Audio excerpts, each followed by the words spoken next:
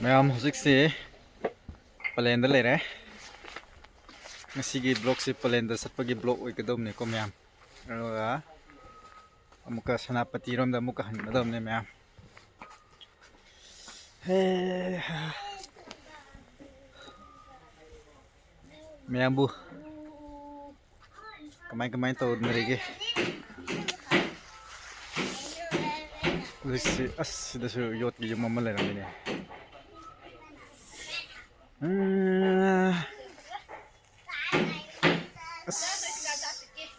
Ya re.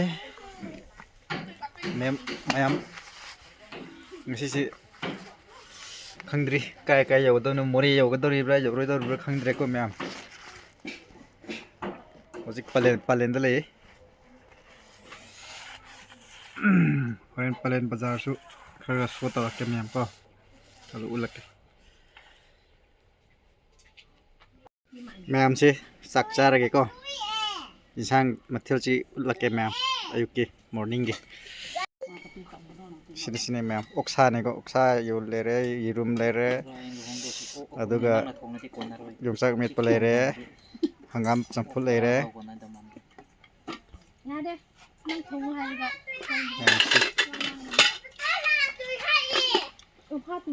akoi gi family oi ram ni si akoi family modai mang gi sing botol gi de lobby ni nang cha ta mayam sar ke oksa ne ko mayam se oksa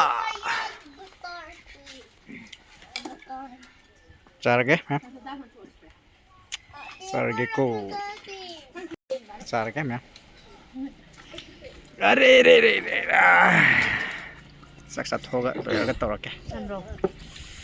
Sing ko men hiro. Sa mo ko lo ka sino se helo no ning nun hun ta pa ba ke. Ah. Nga. Ai sit makhada candle wax thambane laina ma hi ol ne. Na topic tu ning sang chai lo yon ke. Hai sam wan lo lo chi. Am ko mo da. Last lo ke. Hai ti ma ngum dau lo ti ngum dau te lo. Anh trong khuyên chơi siêu cái khác bao giờ Heta mani cham cha ơi ka sa ro so ka wisal ka ro so Ka sing waro so. ne pinin to pa Ka sing waro ne kalo. Ka dai ra asapa in pat ni ka kai ni hum na ngati ha ba ka an pa ini sa ni kaมันก็สันมันเก่งปาปะเล่น oksa saru ko soปาปะเล่น aru kha ka sa aku sok da ba ปาปะเล่น oksa saru tin piece ke kay no man pe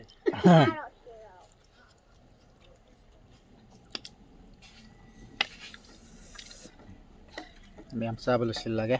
haji lai mu sa unu ka ma da piko Hangam samput. ayar hai te tu ji tu do pilo ko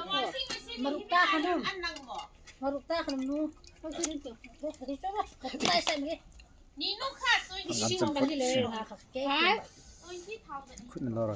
tu ji ta hen don Malaysia ko che tu ji tu pio hai mo tung ta ha pa to mi tu tong na hi ke su kan lo ro tu ji tu ya ya akang wa อ๋อติดกันเหรอ em nak sabi kan lo yo ai mera Samsung ma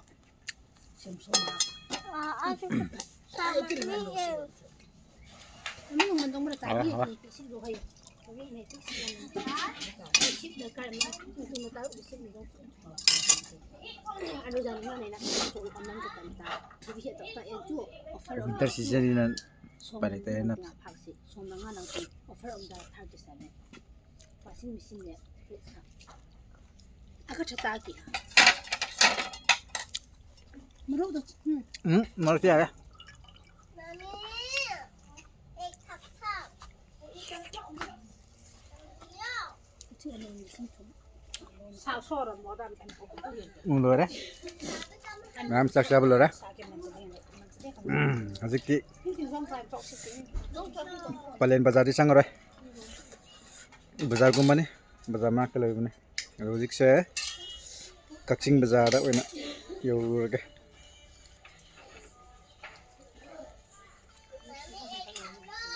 Mayam palen bazar da ni ko khoina leiri ba pa si di ko. ꯑꯗꯨꯕꯨ ꯕꯖꯥꯔ ꯆꯪꯕꯒ ꯆꯞ ꯃꯥꯟꯅꯈ꯭ꯔꯕꯅꯦ ꯃꯌꯥꯝ ꯀꯛꯆꯤꯡ ꯕꯖꯥꯔꯗ ꯑꯣꯏꯅ ꯏꯆꯦꯒꯤ ꯂꯨꯍꯣꯡꯕꯗ ꯇꯣꯡꯅꯕ ꯈꯣꯡꯎꯞ ꯑꯃ ꯂꯩꯕꯤꯒꯦ ꯍꯥꯏꯌꯦ ꯑꯩꯉꯣꯟꯗ ꯑꯗꯨ ꯌꯦꯡꯉꯨꯈꯤꯒꯦ ꯃꯌꯥꯝ ꯑꯗꯨꯗꯤ ꯃꯌꯥꯝ ꯀꯛꯆꯤꯡ ꯆꯠꯂꯒꯦ ꯕꯖꯥꯔꯗ ꯃꯌꯥꯝ ꯄꯂꯦꯟ ꯕꯖꯥꯔꯅꯤ ꯄꯂꯦꯟ ꯕꯖꯥꯔ ꯁꯤꯗ ꯆꯥꯟꯗꯦꯜ ꯂꯝꯕꯤ ꯂꯩꯔꯦ ꯆꯥꯟꯗꯦꯜꯒꯤ ꯂꯝꯕꯤ ꯂꯩꯔꯦ ꯃꯌꯥꯝ ꯆꯥꯟꯗꯦꯜꯒꯤ ꯇ꯭ꯔꯥꯐꯤꯛ ꯄꯣꯏꯟꯠꯁꯤꯗ ꯂꯩꯔꯦ ꯆꯠꯐꯝ ꯁꯣꯝꯗ ꯆꯠꯀꯗꯕ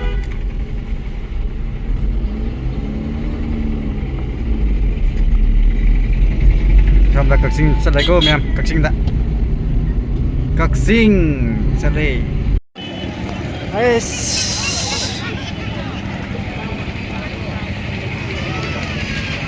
ꯁꯦ ꯃꯌꯥꯝ ꯄꯦꯄꯔ ꯒ꯭ꯂꯥꯁ ꯁꯤꯜꯂꯒ ꯂꯥꯛꯈ꯭ꯔꯦ ꯁꯤꯜꯁꯦ ꯂꯥꯛꯑꯣ ꯍꯥꯏꯔꯣꯝꯗ ꯂꯩꯕ ꯁꯤꯁꯦ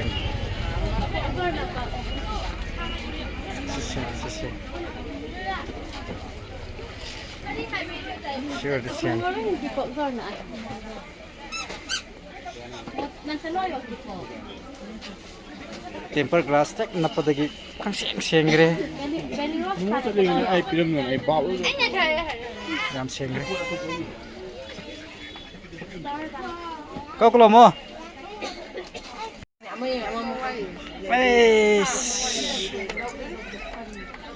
ꯃꯌꯥꯝ ꯀꯛꯆꯤꯡ ꯕꯖꯥꯔꯁꯨ ꯈꯔ ꯈꯔꯗꯤ ꯆꯤꯜꯂꯦꯍꯦ ꯆꯤꯜꯂꯦ ꯀꯛꯆꯤꯡ ꯕꯖꯥꯔꯒꯤ ꯁꯤꯗꯤ ꯏꯆꯦ ꯑꯩꯈꯣꯏꯁꯨ ꯈꯣꯡꯎꯞ ꯌꯣꯜꯂꯒ ꯑꯗꯨꯝ ꯂꯩꯔꯦ ꯍꯥꯎ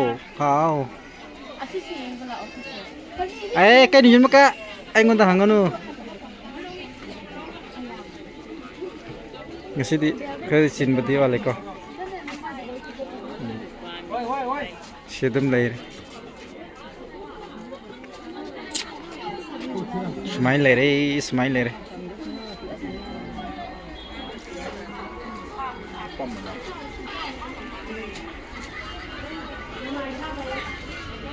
ꯀꯛꯆꯤꯡ ꯕꯖꯥꯔꯒꯤ ꯐꯝꯂꯥ ꯁꯨꯃꯥꯏꯅ ꯂꯩꯔꯦ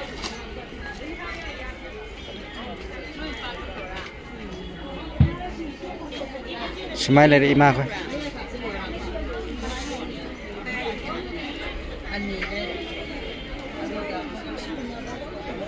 ꯁꯨꯃꯥꯏꯅ ꯂꯩꯔꯦ ꯀꯟꯗꯤꯁꯟ ꯁꯨꯃꯥꯏꯅ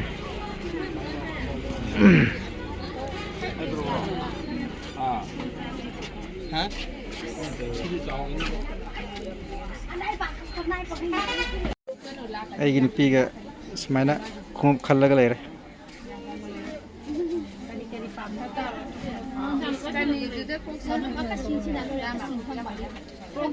ꯁꯨꯃꯥꯏꯅ ꯂꯩꯔꯦ ꯀꯛꯆꯤꯡ ꯕꯖꯥꯔꯒꯤ ꯀꯟꯗꯤꯁꯟ ꯁꯨꯃꯥꯏꯅ ꯂꯩꯔꯦ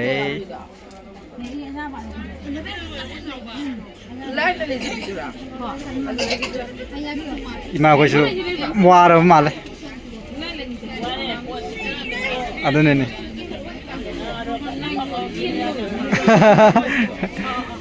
또 펌캉드레 좀 넘어가 레이러면에. 너트라가다 하누비마 프랭토 버서서라 캉디네. 거의 마링레 비금나고 나뽕부 사라가 막 뜻도서라 칸만이네.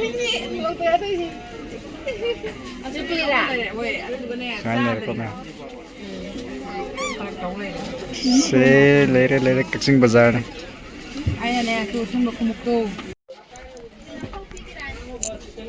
Aigi blog sing sigidi khungup sumaina nammaga tawage ma'am. Sumaina ko. Sumain leijare. Sumain leire ko ma'am. Paza ba yawre sida. Silere. Sidi kha chawkhat pa legi. Sida nupi ge oire ko. Sidi chawkhat pa legi tra. Ha. Sidi kha chawkhat pa. Sida nupi ge oire. Adudai sabu di yaw bidra bon taw. Koi se na samda kari no kwa char ga yeng na leire.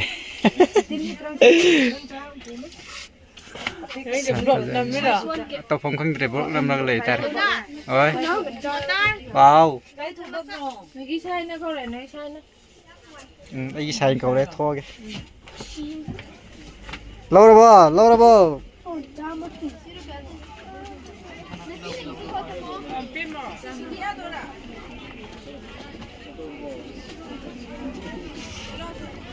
खूप खाल में लोर मान खूप खान में लोर मान खालो खालो खालो मान बस ये माने सी गाड़ी सी 시기 가리시 빠만 바닥이 마시 시 가리시 nga이라가 레이레시 시오이데 빠미에 마는 용금다 상그레이니 꼬이 토끼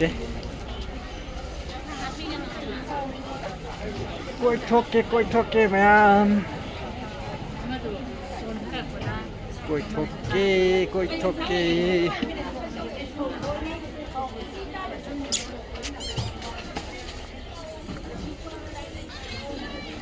कोई कक्सिंग से बहुत सी नजर पर मालेगी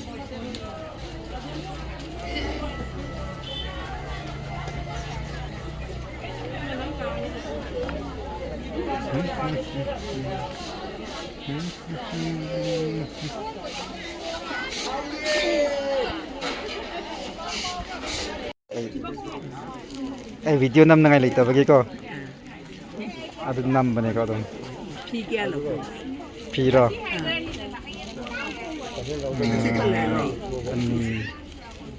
Không thể kia sàn.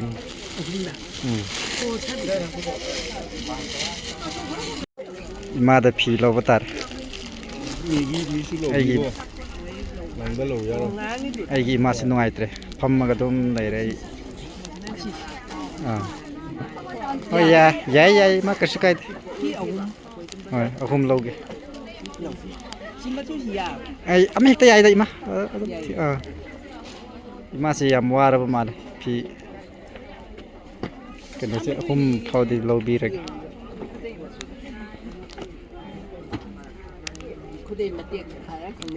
rồi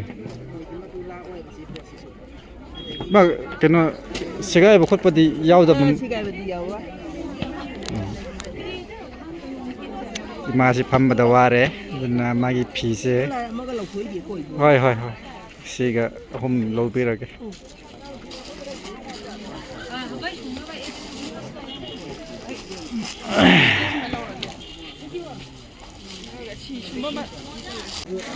mấy anh làm bài này mất hại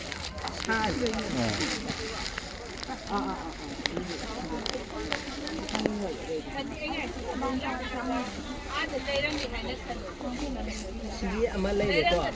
Sini amal kita ada kok. Itu mana jalan saya? Sini kok sih. Kok aku tak tahu tahu. Aman ni, sama pun dah hecin halo kok.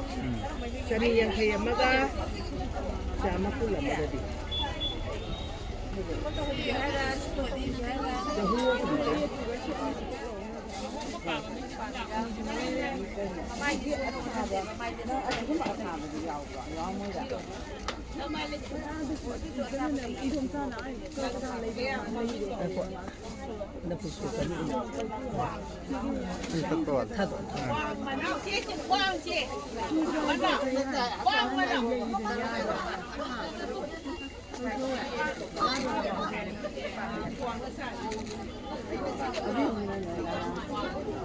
Aduh di kapter itu, kapter apa tuh cel?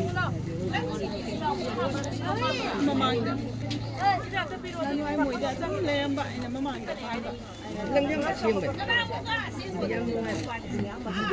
Tumbai.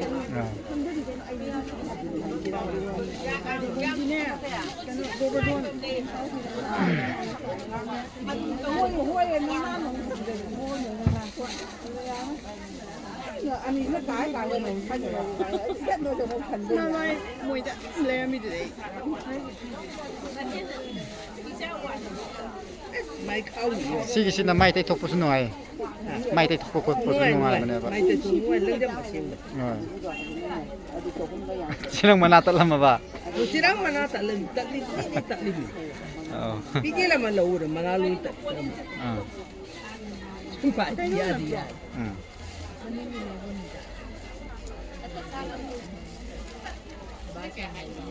Wang Thuy lagi. Wang Thuy mà ai nên nó hạ ra rồi ai cũng đi phải nói tôi mà Wang Thuy mana malah main dia bau. Tapi kali wali. Yaran dah. Ya.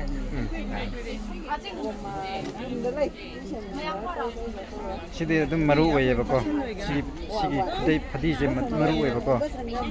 Sigi se maru oye ba. Koi sinna yum da sinna kan da ko mi la ku khat. Yang nuai ben. Maru oi. Ni mana kan iru tu dia ha tu ko. Ni pi be dei jok tre. Tai tho so dum Te tho de dum nungai ba sat nan le ba. Te tho sing de ba du di. Wan plai di nuai di. Sing chuk dia. Sidi sing chuk.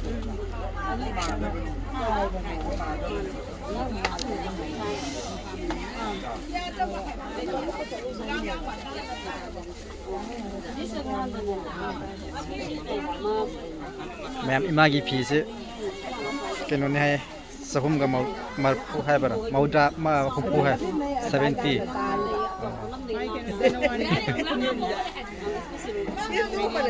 adudi imagi phi se chamri pi rage ko E pi ga no da. chamri pi ga da E chen ni le lo. am noi te pham ma wa na pham du yin noi E lu pa kun to nge ya. rồi So hun yang kai da mo ni sa ye ti pi de di ko. rồi Kun to nge. Ya de. ai chamri da pi ga ma da Mai ni de lo. ma paham ke lai ba ne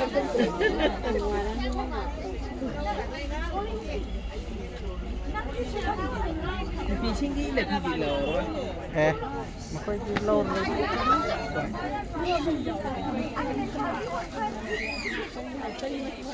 ta thế là ta hả chamri si taw phadi lai Priya tha be le ga du.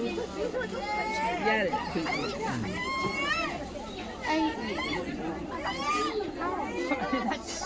ai ima da gi chamri pi sao mà hả imana tôi lấy ra bên này ba Oh, sama ya to be. béo đen ima da ina chamri gi lo bi re ko Ai na. pa chamri gi lo ra ba ne si phadi si lo bi ra ba ne pa chamri gi lo Sama ya to be bo. mai cham yaw din ya si anak pada yaw da bra sự chân nhau ba Ni ti sam te pi ni ga ya bro.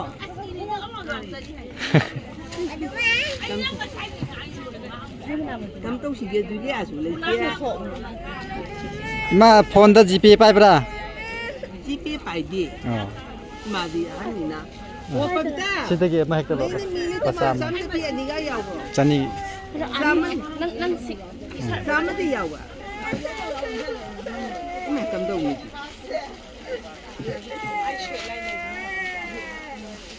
Wa ni ta sam te pi ni ga ya bro. yare mi a phadi ma hek hap silo Hadi ama hap silo yare adum changa do ero sun hadi ni mai ba hap tu la. hoi hoi mari du lo ge hey belden Ke du di sin si. Nura tak na bai. hoi hoi ya ya Pagi ko. Dua kun si ga. yare adum pairo ima adum pairo pairo ima adum pairo Pairo kun du si. pairo Abungo. Yare. Lai ba bugo na pi ba ni. yare ko nan ma Jese ima yam silo ko yam silo ngako Jese lu patra lo Lau ima ya ima lupa kun tu nge ya. atu ti yam nungai de ko ima ko po yam silo ko chalo ge ko ha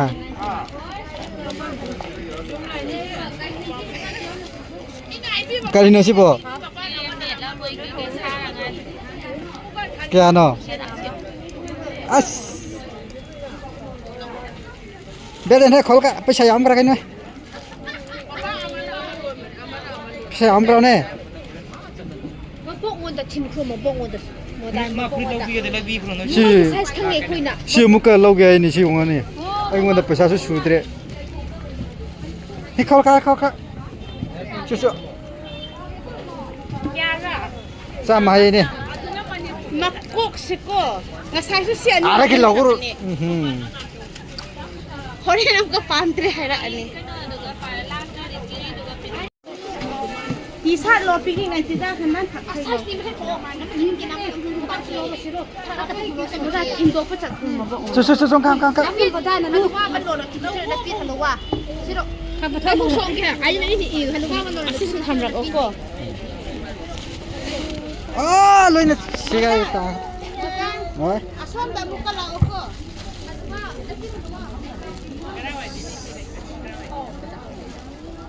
시가야ตา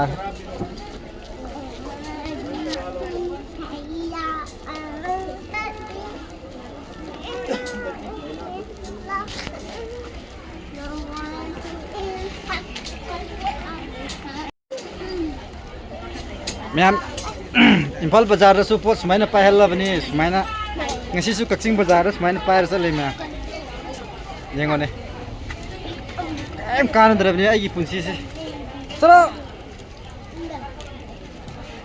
เอ็มการันดรบิดาพอไปอะไรกันสักละก็เลยเลย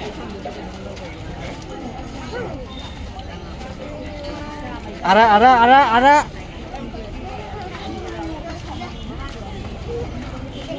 नुकसान बिरा काय है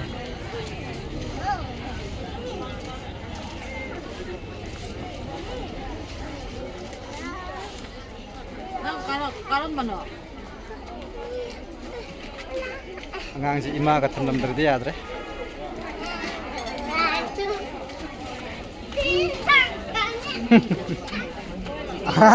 belden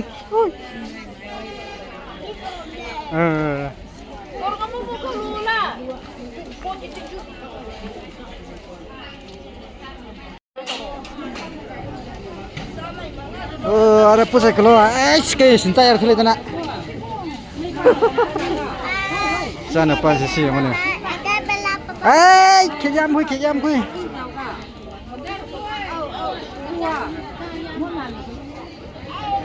Aku Kaksing Bazar ke Haribuk Yonba si mana masing si yang mau dekat si sumber lere.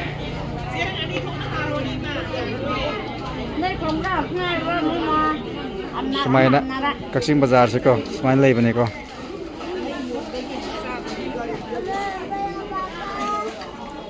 Semain lagi semain.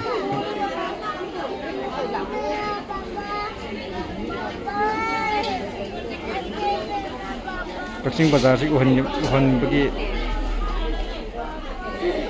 matang ni ko sih semua.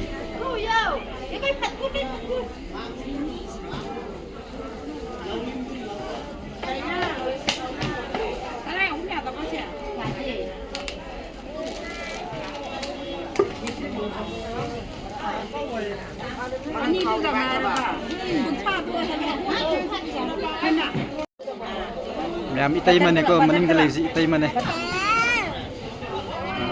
bazar ki mate ma ko gi sang na ti yon ba imaga masumi pa ga si dalay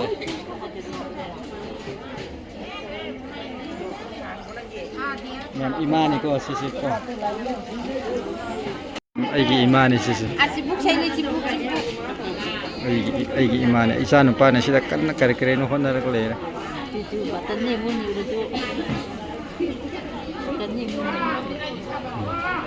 am beng da sali nagi paisa do kare ying to pi ge na ko me sila ka ga dron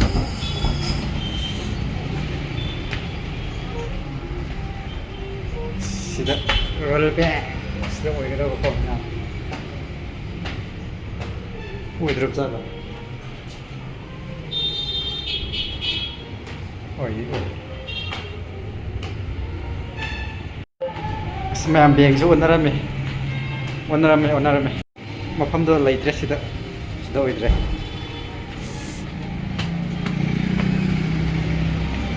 samdo vai ga ma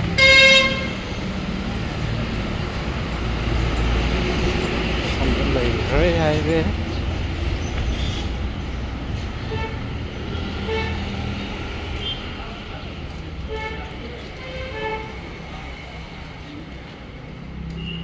Sông Đồi Highway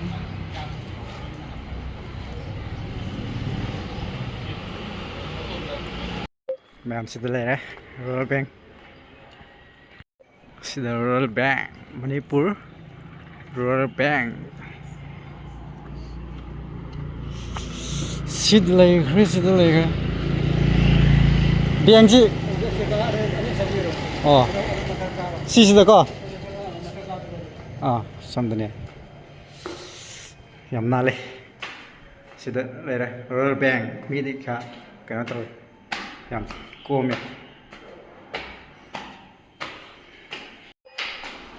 Setelah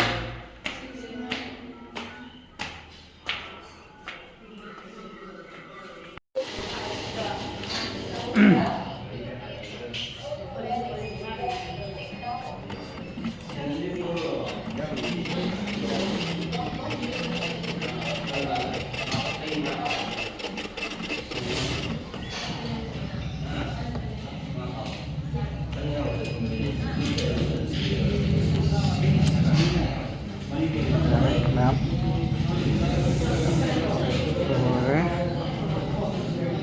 Magi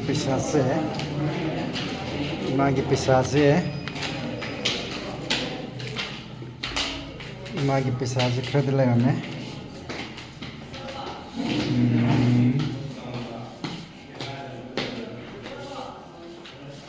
Magi pisase 9,000 lagame. Lising mapan lagame. Nah.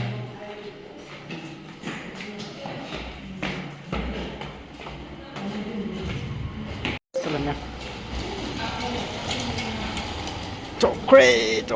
Cokre. Crazy.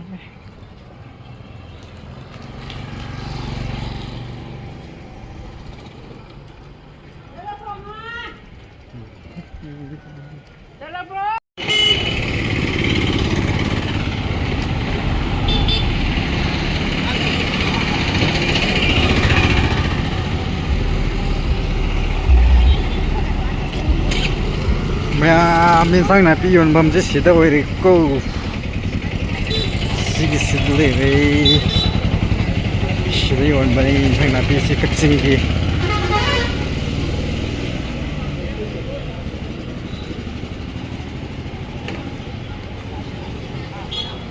samdanak sangi kana ba sangi sina samgi kana ba mayam sulai ra Organic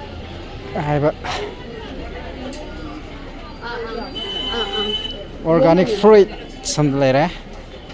Organic vegetable something like that. Juga sida kena melogi.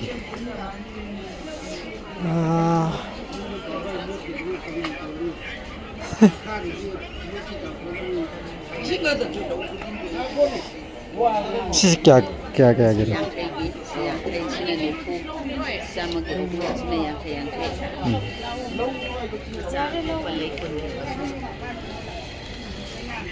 Imagi sak uning dana di video nam bane Sigido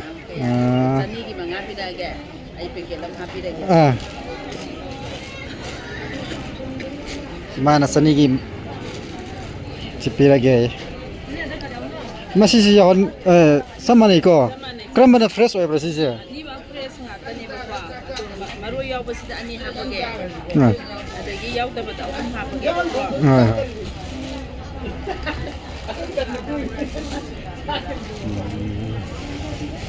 Mai cikang bra.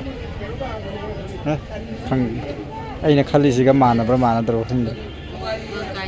Minum deh.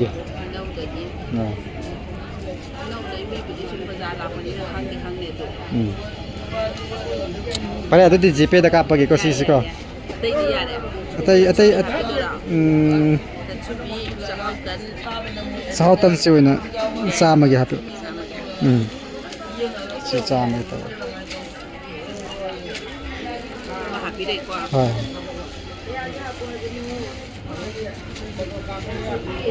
nimban halaga ko. はいไปสานตะกับกี่em lâu đấy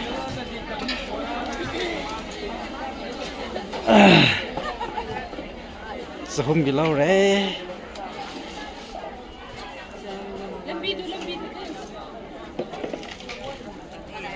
không bị lâu đấy sao không bị Asan pakai suara ba? ama tengah deh Ama kata. Ningon na kaya? ningon di masing nyam eh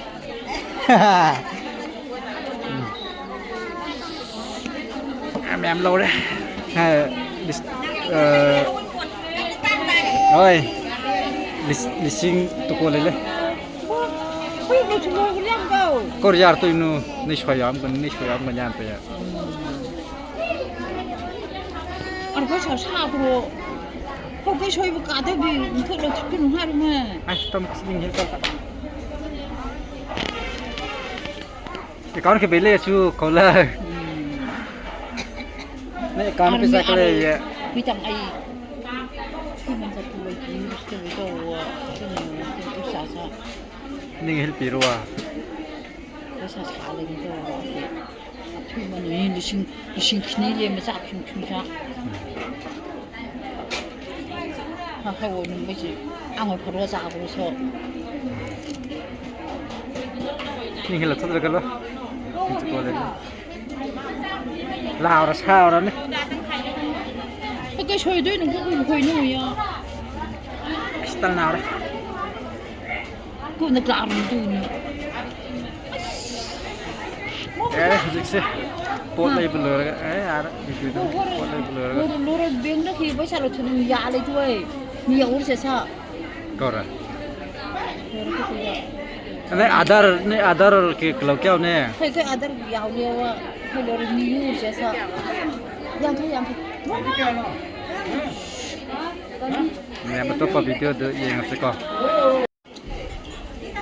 mẹ em xí cái murok xí cái gì đó chôm này em bao giờ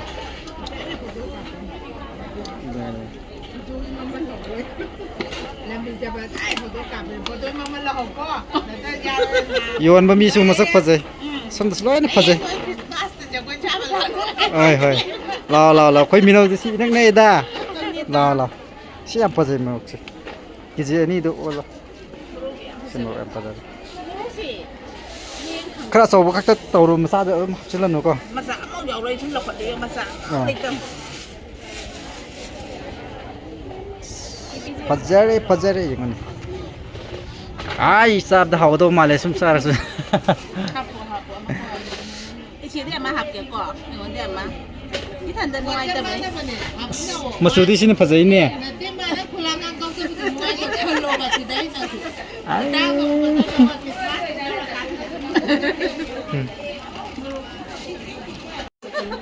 chứ em pazai apa ni sih Kita sedera.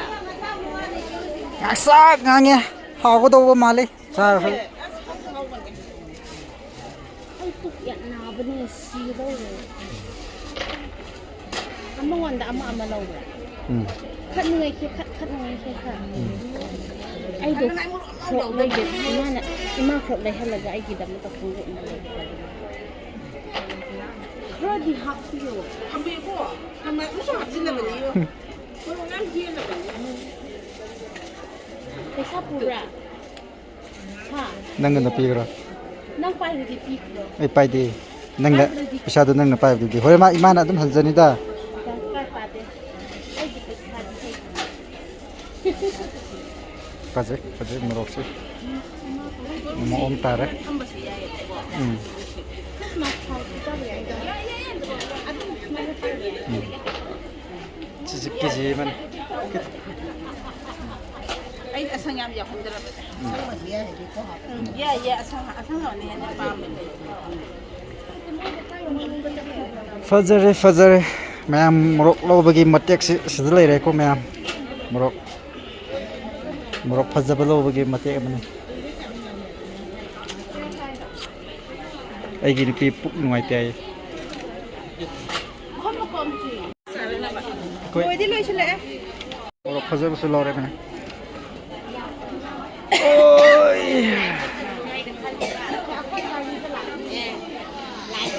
คุยอีนี่เนี่ยเอ้ย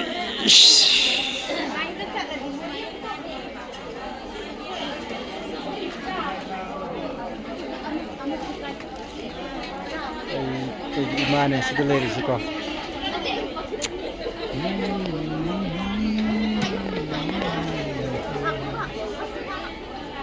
Ma'am, morok lo bagi blog se muka lo dah, video se lo dah. Atau petamu ke yang bentar dah, kiri lo se dah.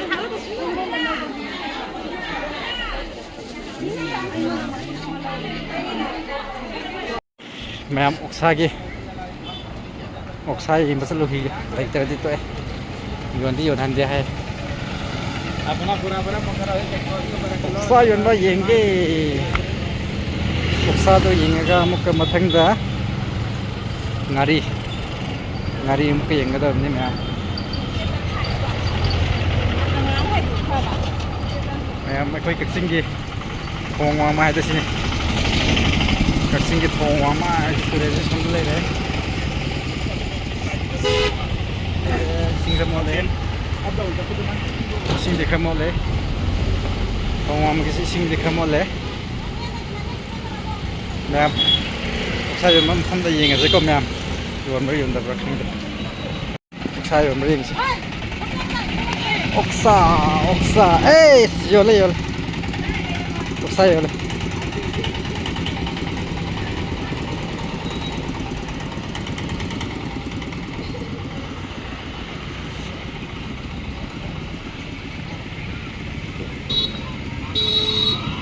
Mit ni yang betul sih nak apa sahaja. Adugo asidi paudi paje adu yenge sa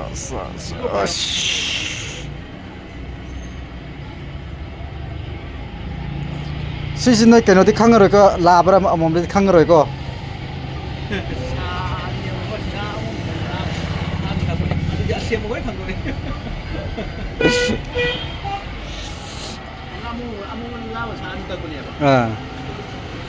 Adi khang chim tham grab ni khang mangam roi ba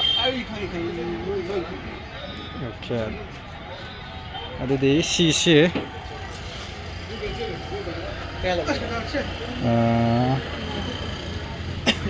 kai ma pa da lo se si matong khra yam ba ma pa da win lo gi ni ki ji hum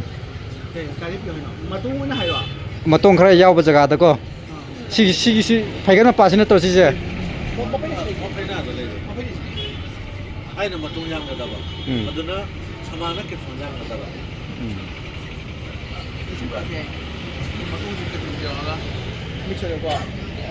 Matong si sum sai to ni yam ga da sum sai to ni yam ga da matong se. Sum da yam ga ni. Adudi sman to ro. Sidagi ko khra phajda ba ma khai silo to. Ada khra phajaba ma pa da ko sum sai ke do ko. Kitang ka adu mo hote ko. Samana set khai do le dana. Cuma nga ta ne ba ko. Ro samana sum sa alo na sum sa ka ko. Adi matung ke phang da na sa ni bodong phang. Set khai do lo. Si oi na. Adu do mo ni ma pha set khai do lo. Yeng lo set khai do yo. Nang ge apa ba ha ba do. Ro ni phang do. Nga kho ti to ro no. Si oi to ro se. Si magi rips ya boy na ko. Si oi to ro se. Hadi adudi amuka saru dum sab muku na ngai ro ba ko. Yaw ro dra. Yo ro sho yo ro. Okay, adudi to ro yeng. Da ti ai ni pijen ni ba du wa ni da. Ma ta ko ta ko ya na ba. To ro yeng. Mo du ka ma to. Sa di si kitang keno to ba ma le da. Sa asigi ma phai ni. Sibo. Si mai keno tu mana da ba. Si pa pag ni. Masu tu mana da ba. Si pa pa. Ya ma ja ko sa ma ni ya pa. Si dai on tor se. Si on pa mai ai si on na mit si da kitang sang mum to. Si da mit ka sang e.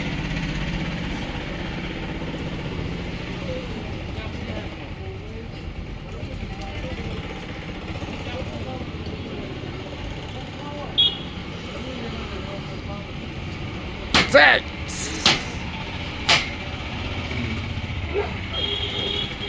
เธอเลย 양이 알아? 바꾸는 게 그거고 อ่า 근데 지금 팩하잖아 อ่า yes yes yes yes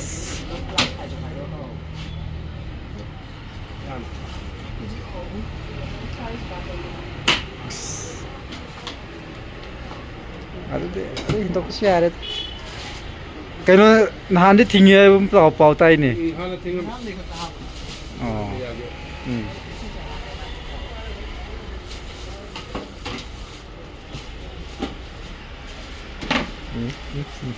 기지 홈네 라우래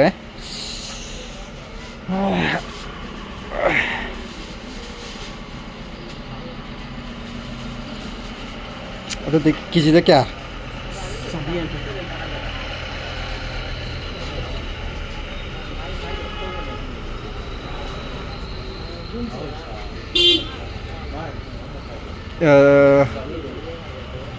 기지 음식 그렇다 조금 양해 어디까 점리 해도 따로 소면 가까이 해봤고 신는 거가 좋은 거 그래 됐지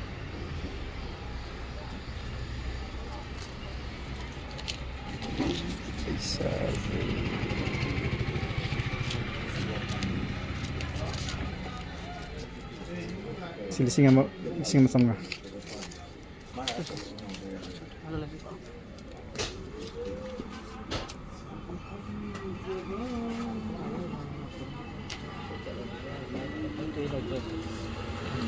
Tadi yam silo ko 450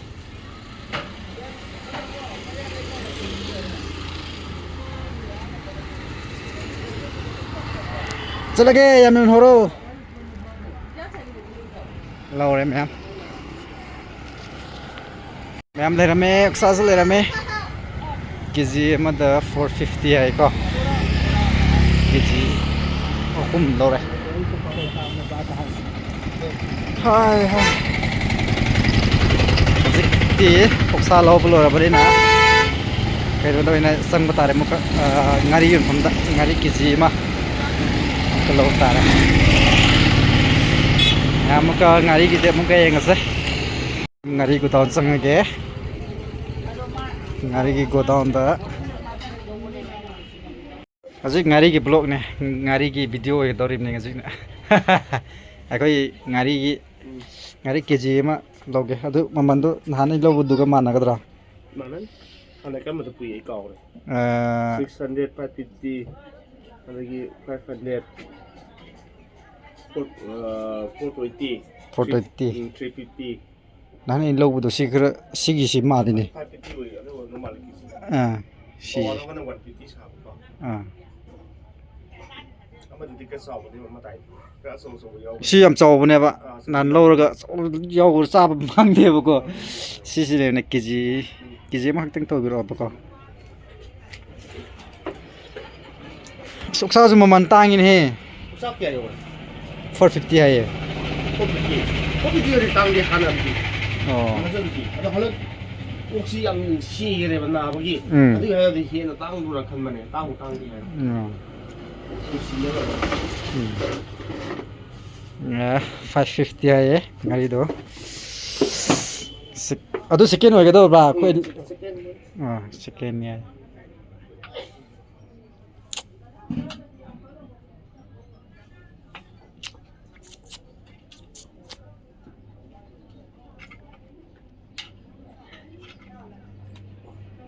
hai Christmas maya ni na poti sit pa khara wala mani da ko Boleh. Christmas ya hari di kota ni kasi pun toprakan mani. oi Kana woi di. oi roi da posilo in khange Christmas maya di phiron nom lo jangra ne ba phiron dress ta sakran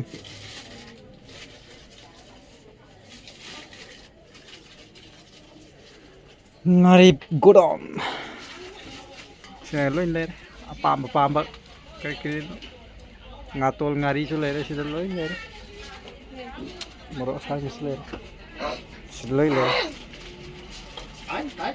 Mẹ em khơi cặc xin đi hiện nè, bột hông bột đi lại rồi cô mẹ. Ôi, cái đi. Mẹ em khơi cặc xin đi cặc xin hiện nè, bột hông rồi. Cặc xin đi lấy đi. Ai ha.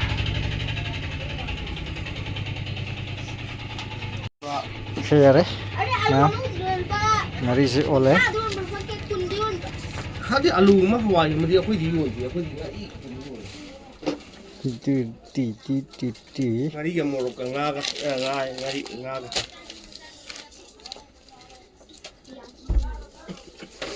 Sila 550.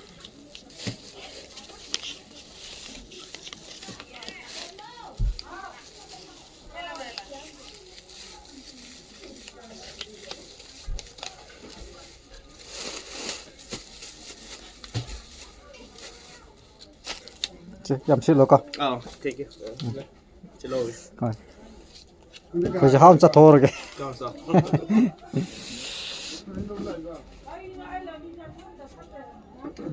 Tí. Úc xa lê đấy, dạ đấy. Phải đây, đi thô kìa. อ๋อไปไปพวกซาสินั่นไอ้กี่คนไม่อยากเด็กนั่งดีแต่นี่คนไม่อยาก Ngarang di hau. Ngarang di gini hau wer sih. นั่นสังกัดนัดที่ police นัดที่นี่ Oh. Đi co. Thô kìa. Ai, ngari lấy cái lồi em em. Video xin lỗi đấy. Có ẹ. Ma'am, isi gi luhong bi present ton ngai gi ma gi ring kena ton ngai gi ko. Send off gi ko. Adu gi khutop tu sa du loi re hai yang ki gi ma'am. Main tau ra masa ko jaba ko. Yang sei ma'am. Now sa jewelry slere. Slere masa ko jaba yang sei.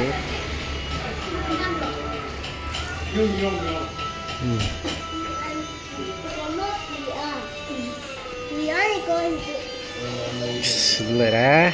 Oke, bodan itu boleh naik tangan sampai dah sempat. Jingle yo. Kata, nanti kalau kita nanti mesti.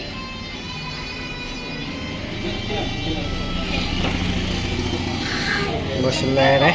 선빵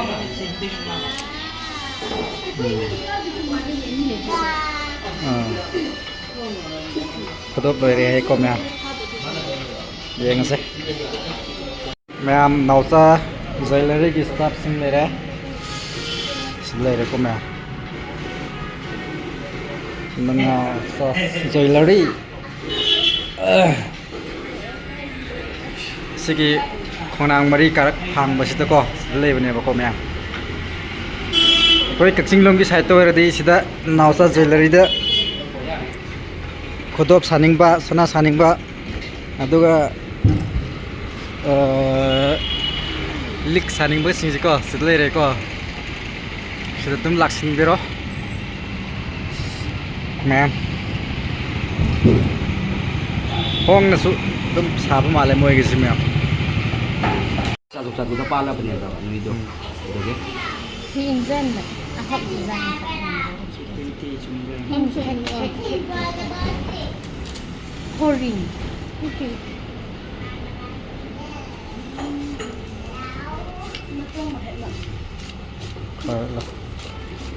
sidle re Ring sida dia. ani da airin ga khoi ni gi di thori na oi ta re ko Arem sana le. thori da to se bener ma'am ani se simain ta amount se simain le re ko ma'am Ai gilu hong bada hak ngai ai. simain le jare ma'am Antah dia masuk. lupa sama masun napi 35,200 100 lâu đấy. 65,000 dah. Turkiye lidana mare hi Oh, 65 bay sih dulu ya 65 tak. Oke, 65 sih. sedang saya nih ewan kiram do minus tau ni right Oh, oke. dengan making sas plus top right Ya reko. Pare. Yang nongai deh. Lo silam bes. apa ge Hoi. Alin na sana pa sa Maida. Ya benih nih sih. Pasayang hai ni. As. siang ngang si suy yeng bên ngoài đi ngone mà sắc xì ngone ê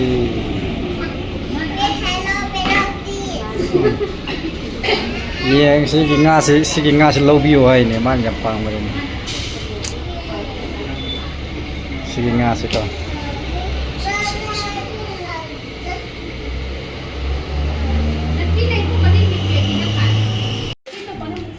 Sebentar ya. Ber. Saya start lagi ko. Rồi, mathang dai zoom ko lake. Ma'am sale. Rồi đấy ma'am. Ai ki zoom ka sana amuka sahaba tare.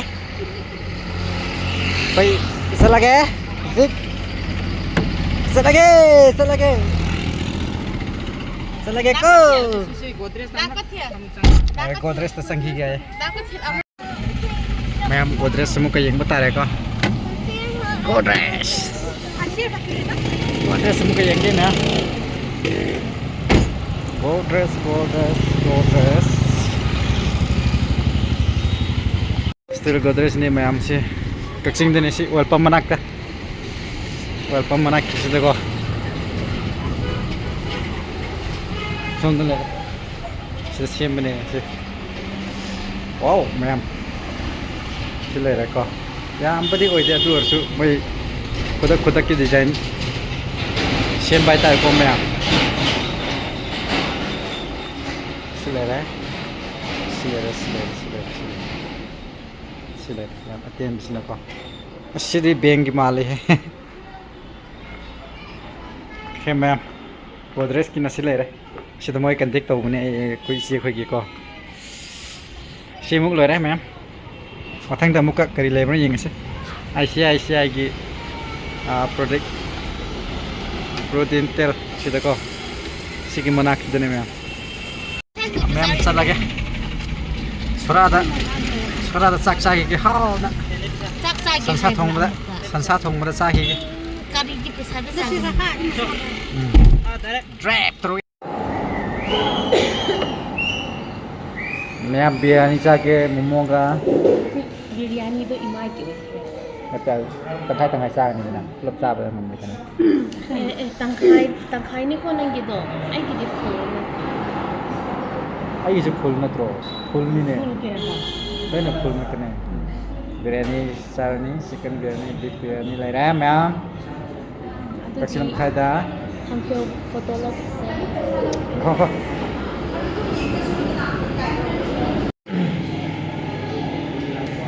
Hey ha, này bác sĩ qua đấy. Sẽ silai, beef biryani, chicken biryani lạc đấy. Còn đi chayo hộp nè. Silai đấy con mèo. Tay sẽ bắt đầu kê đi. Mèo, chắp lên đấy con. Ai kinh đi cái nó ra đi. Ai kinh đi sao? Cái gì lời đấy mẹ? Ngamda, ai bisa sudah. Cuma soy. Soy sini tu mẹ. Ngamda na sare, gini pidi Ngamda na sare. Ini tadi sesuatu ni.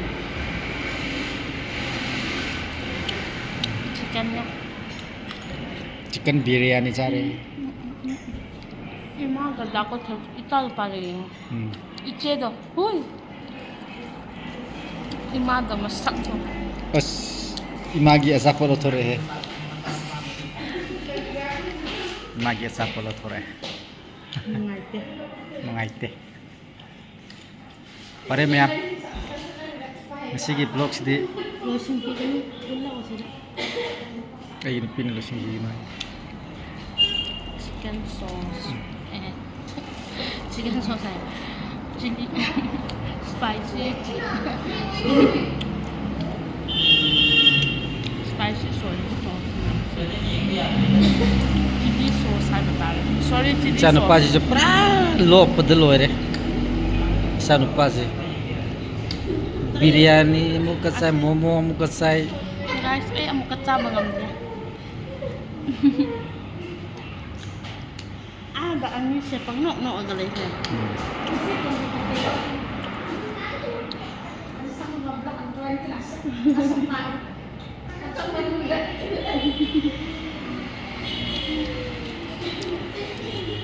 Kanasu udre belden tiga siti magi freedom tar. Dahil ito itabog ang dire ko. Lalo. Matang di hapat ng naman. Ay, tama Pare, ba ma'am. niya? Sige siya. Look siya. Sini, besil lagi. Bye bye ma'am. Sukan kere. Gani tong beda.